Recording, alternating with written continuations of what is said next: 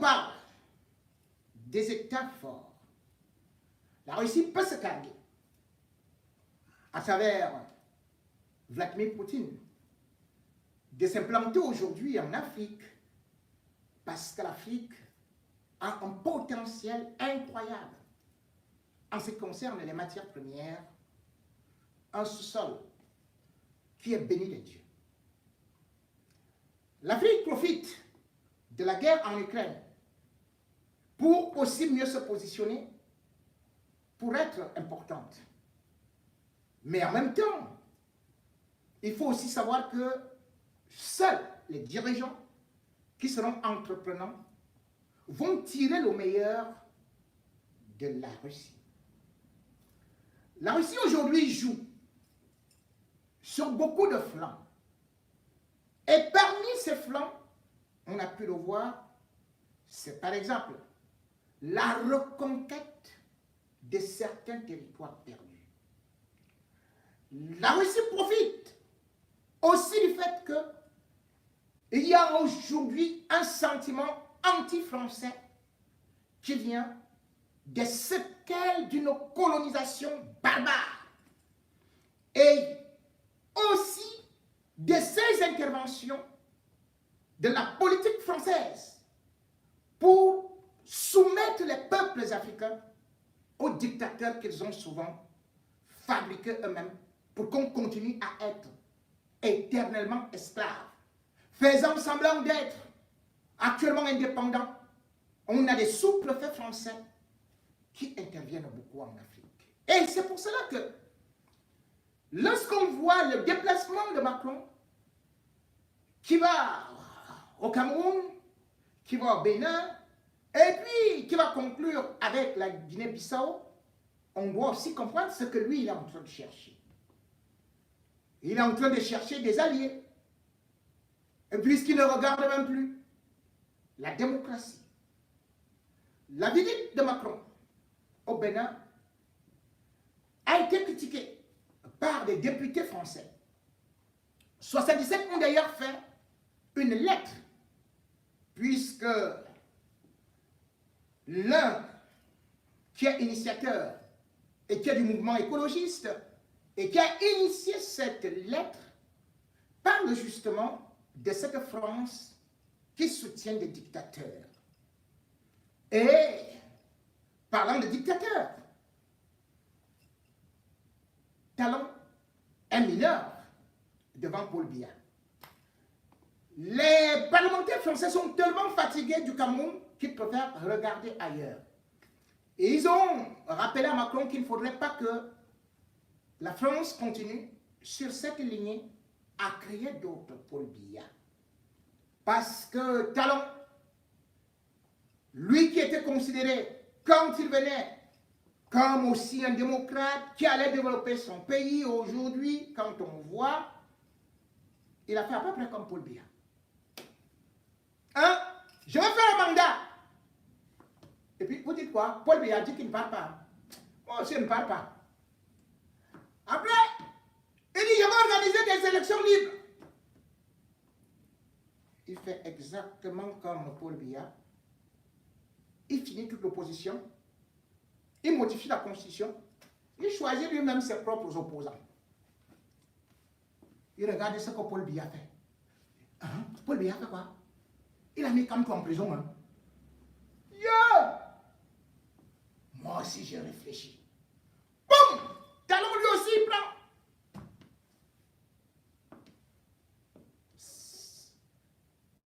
C'est les meilleurs opposants. En prison, tel que les 4 ans. Encore évolué. En prison, parce qu'il devait aussi être candidat à l'élection présidentielle. Et vous dites, on a fait comment là au Cameroun? La France a soutenu ça. Allez, prison! Un an et demi. Et quand il entend que Macron est en train d'arriver, lui aussi fait comme Paul Biya avait fait la dernière fois. Quand il voulait venir en France, quand Macron l'a invité, Macron lui a dit, va d'abord libérer, comme tu libères quelques prisonniers là. C'est ça que Talon lui aussi il a fait. Mercredi 27 juillet, il a libéré 30. Mais il est resté avec d'autres. Comme Paul Biya, lui aussi, il garde Fogué. Il garde Bibou Nissak. Tellement est devenu. C'est-à-dire qu'aujourd'hui, Paul Biya est devenu son modèle. Comment rester au pouvoir et comment être manipulateur. Comment trahir les alliances. Puisque Talon, bien sûr, aussi, lui, c'est quelqu'un qui avait passé son exil ici en 2012 lorsque Boni Yayi l'avait accusé que oh, il veut me tuer. Puis finalement, en 2014, il est gracié. Et quand il vient, lui-même, il dit à Boni Yayi, allez, boum, dehors. À Jabon qui l'a soutenu, et à qui il avait promis 6 ministères, comme Paul Biya avec les opposants, là, il te prend comme ça, là. Il te dit, non, je vais te donner 5 ministères. Dès que tu es là au pouvoir, dès que tu es là avec lui, là, il dit, ah, reste tranquille, là, c'est terminé. Cependant, le peuple béninois, comme je le disais, n'est pas soumis. La preuve, c'est que le peuple béninois, le peuple malien, le peuple centrafricain, les peuples du monde entier rient des Camerounais. Nulle part en Afrique, on ne part accueillir Macron avec des tam-tams. C'est terminé cette époque. Maintenant, ce sont les peuples qui ont compris qu'il faut se libérer et qu'il faut se faire respecter, qui sont en train de rigoler de ce qui se passe au Cameroun. Macron est allé aussi en Guinée-Bissau, où bien sûr, actuellement, on a eu à détruire avant. Le président de la République, lui-même qui a failli être renversé par un coup d'État, c'était en février 2022, et puis finalement, il a dissous l'Assemblée, lui-même est sur des braises, il est aussi un petit dictateur en herbe, mais Macron va le voir. Pourquoi?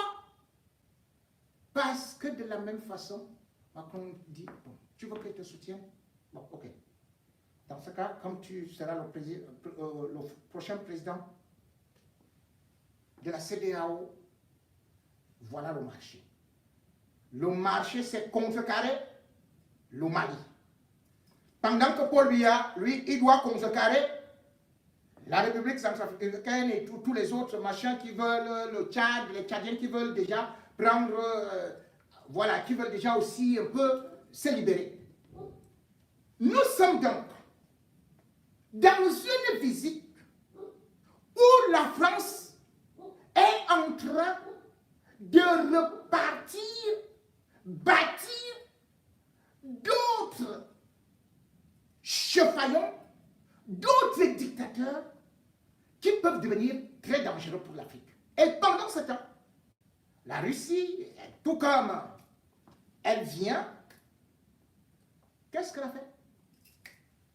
La Russie, elle est partie en Éthiopie. L'Éthiopie, c'est quoi? C'est là-bas où se trouve le siège de l'Union africaine.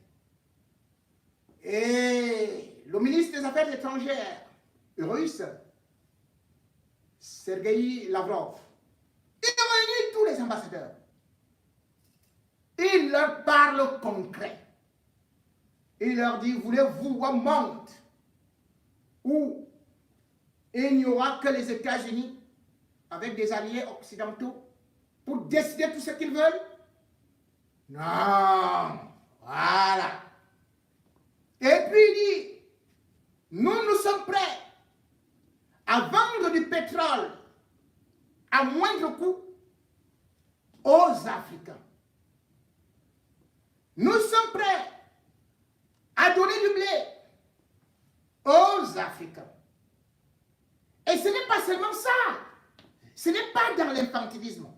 Parce qu'on va dire que oui, on continue à nourrir les Africains avec du blé, avec du pain et tout ça. Ils ne seront jamais indépendants. Il dit, pour le pétrole, nous viendrons avec non seulement des technologies, pour former des gens sur place, mais surtout, on va créer des raffineries pour que l'Afrique raffine son pétrole sur place.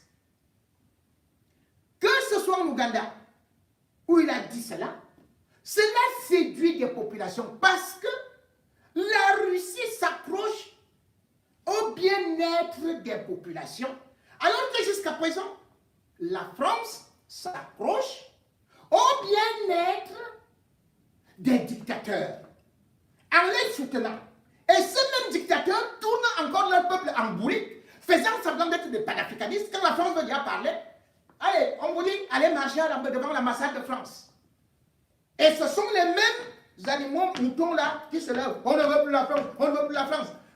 Quand Macron revient, ils disent au même peuple, allez, allez, on veut la France, on veut la France, bienvenue la France, bienvenue. Voilà comment est-ce que ça se passe. La Russie a choisi certains points pour faire mal à la France, comme le Congo. C'est la France qui a installé Sassou Nguesso. Aujourd'hui, Sassou Nguesso dit, la Russie est chez elle, au Congo. Et la Russie promet d'aller beaucoup investir là-bas.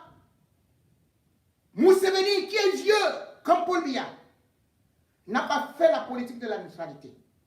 Parce qu'il a dit, mais les Occidentaux nous disent que le blé est cher. Mais en réalité, dans les sanctions contre la Russie, il n'y avait pas de sanctions sur le blé. Or, les Occidentaux bloquent les bateaux pour certains ports, dont les ports africains. Et du coup, nous, Africains, on n'a pas de blé. Et ils renvoient donc le tort aux Français, ou plutôt aux Occidentaux, aux Américains, et tout cela. La jeunesse africaine entend et voit, et la jeunesse africaine fait des choix. Mais avec Paul Biya, ce n'est pas vers là qu'on va. Son problème à lui, c'est qu'il soit là au pouvoir. Point final. Ce n'est pas pour votre bien. Puisqu'on ne gagne rien avec la Russie, qu'est-ce que le Cameroun gagne? Qu'est-ce que le Cameroun gagne avec la France? Vous allez me dire, le meilleur élève de la France. Mais vous vous rendez compte? La Russie, le ministre des Affaires étrangères, est allé en Égypte. Et quels sont les contrats qu'il va faire avec l'Égypte? Comme ça. Et pourtant, je vais vous dire, Paul Biya, c'est sage. Mais le printemps arabe, en 2011, a été financé par la France et certains pays occidentaux. Est-ce que vous pouvez imaginer que c'est la Banque de développement européenne qui a eu à financer les plus grands projets au niveau de l'Égypte? Paul Biya n'a jamais gagné un marché pour qu'on vienne nous construire les TGV. En Égypte, ce sont les entreprises françaises qui ont construit même les métros aériens souterrains. La France a accordé des crédits de 980 millions d'euros, 1 milliard d'euros à l'Égypte. Pourtant, l'Égypte n'utilise même pas le franc CFA. Allez voir ce qu'il y a eu là-bas, ce que la France a fait comme investissement direct étranger. C'est la France qui a construit chaque fois. Et pourtant, la France a soutenu le printemps arabe. Pour qu'il y ait des changements là-bas. Qu'est-ce que la France a construit chez nous? Rien. En Côte d'Ivoire, même encore, on peut dire qu'il y a quelque chose. Au Sénégal, on peut dire qu'il y a quelque chose. Mais vous avez un vieillard de 40 ans au pouvoir. Même l'aéroport international est foutu. L'avion, vous n'avez pas. Les trains, vous n'avez pas. Vous avez les anciennes bicyclettes de la Première Guerre mondiale. Avant Malthus. Et vous applaudissez que vous avez un président sage. Il a su donner. Il a renvoyé un journaliste français dans les échoues. Le journaliste français vraiment était... Mais attendez, il était dans quoi? Mes amis, le journaliste, lui, il vit bien. Lui, il est bien parti de là. Vous êtes laissé dans la poussière. Est-ce que lui, il voit la poussière ici? Lui, si tombe malade, là, il va directement à l'hôpital. Hein? Lui, il mange. Et vous, vous avez faim. Et vous êtes content. que oui, on nous aime. On a un sage. Un sage gagne des contrats. Un sage signe pour le développement de son pays. Un sage développe son pays. Un sage n'est pas celui-là qui confisque un pays et qui reste au pouvoir inutilement, au détriment de la jeunesse, au détriment de la femme, au détriment même de la sous-région, au détriment de l'image des pays. Quelle image avons-nous quand on voit un pays, un président tremblotant? On voudrait juste dépasser le seuil de Robert Mugabe pour dire que oui, là, il a vraiment correctement réussi. Lorsqu'on verra que partout, le pantalon tombera, lorsqu'on verra qu'après avoir planté des cheveux, là, en tout cas, il plante tous les jours, ou bien il ajoute les nouvelles dents, on dit, oh non, c'est bien, le docteur Rochard, pour que Paul Biya se lève, il pompe, comme un pneu de véhicule, pour qu'il vienne tenir. N'avez-vous pas l'ambition, comme Paul Biya lui-même en a tant eu? Paul Biya est devenu président parce que Amadou Ahidjo, de sa seule volonté, n'avait pas voulu mettre son fils. Paul Biya est devenu président parce que Amadou Ahidjo n'a pas été tribaliste. Paul Biya est devenu président parce que Amadou Ahidjo ne voulait pas diriger un pays, s'effondrer, mourir au pouvoir après avoir été longtemps malade. Il a rendu le Cameroun digne. Mais Paul Biya nous a rendus indignes.